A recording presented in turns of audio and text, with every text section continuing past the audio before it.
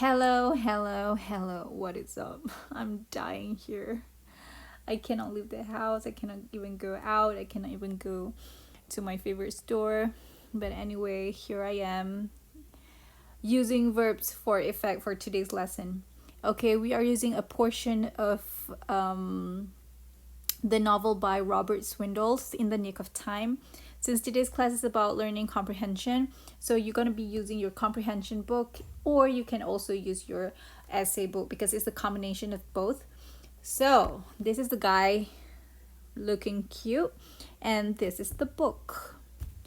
Okay, I'm gonna pop out a sound clip that I pre-recorded myself. What you need to do is, without referring to the book or the textbook page 104, just saying.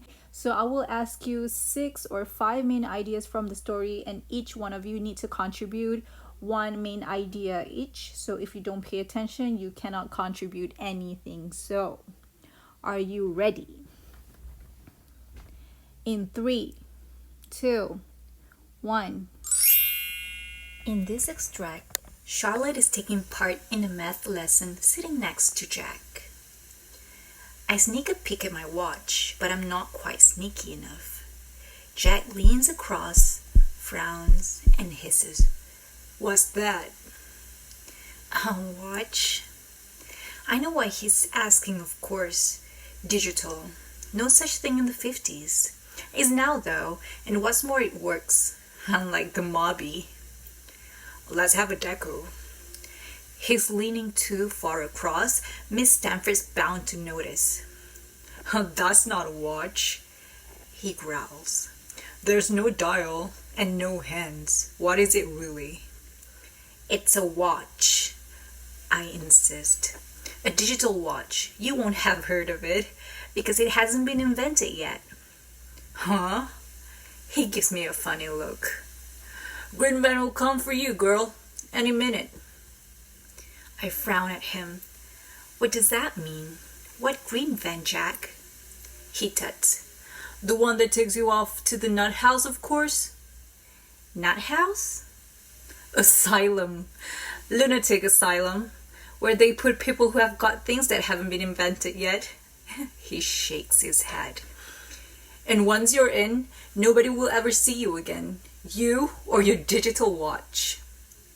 In this extract, Charlotte is lying on an unfamiliar bed in the dormitory where all the girls sleep.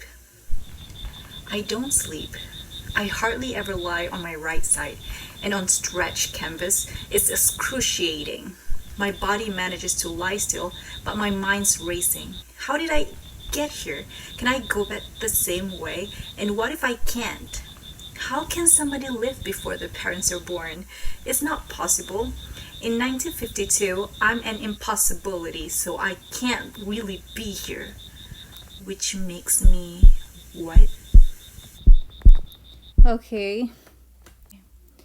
So these are the main ideas. Okay, you're supposed to write it over here, but because this is a recorded video, so you might not be contributing to any of these.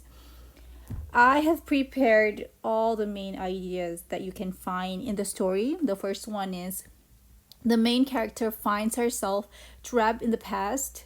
The main character uses a digital watch, which is yet to be invented in the 50s, and Jack thinks that the main character is crazy.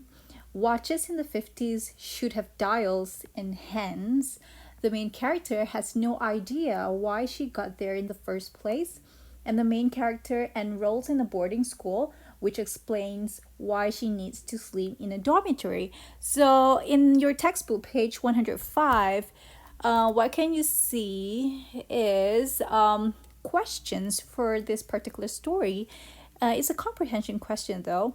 So question number 1, why is Jack so fascinated by Charlotte's watch? So these questions you need to write in your comprehension book with questions. Okay, you cannot omit or remove the question. I know what you're gonna be asking. You're gonna be asking me, "Teacher, should I write the question?" The answer is yes. Okay. Number 2, why do you think of Jack's reaction when Charlotte says she is from the future? Is it understandable? That's question number two.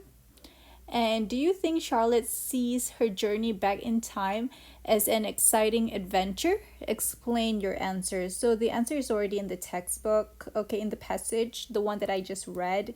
So just in case you forgot, or these are five effective words that the author used in that particular passage, right?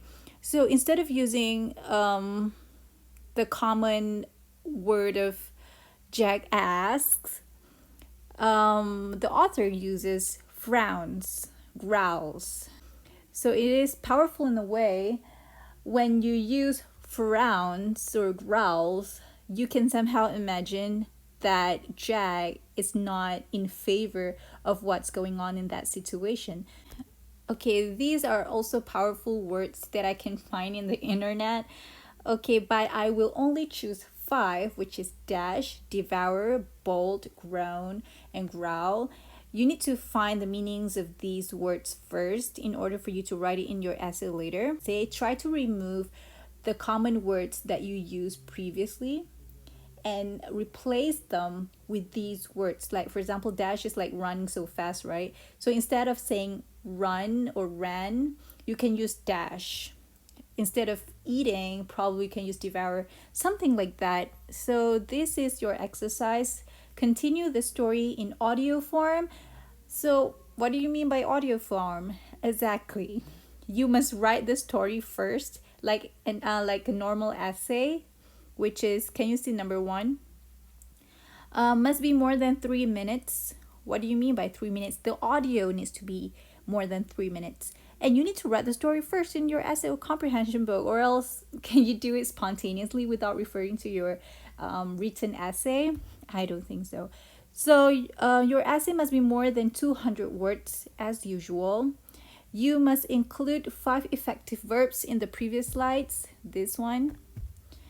And practice your intonation first, because if you don't know your story, or probably you don't know what's happening in that particular scene, you might not have the exact reaction or emotion that best reflect what's going on in that moment. So if people listen to that, maybe they don't have the idea of what's really going on.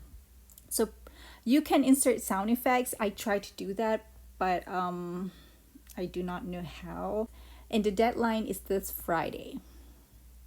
So that's all for today's class. Stay safe. Bye.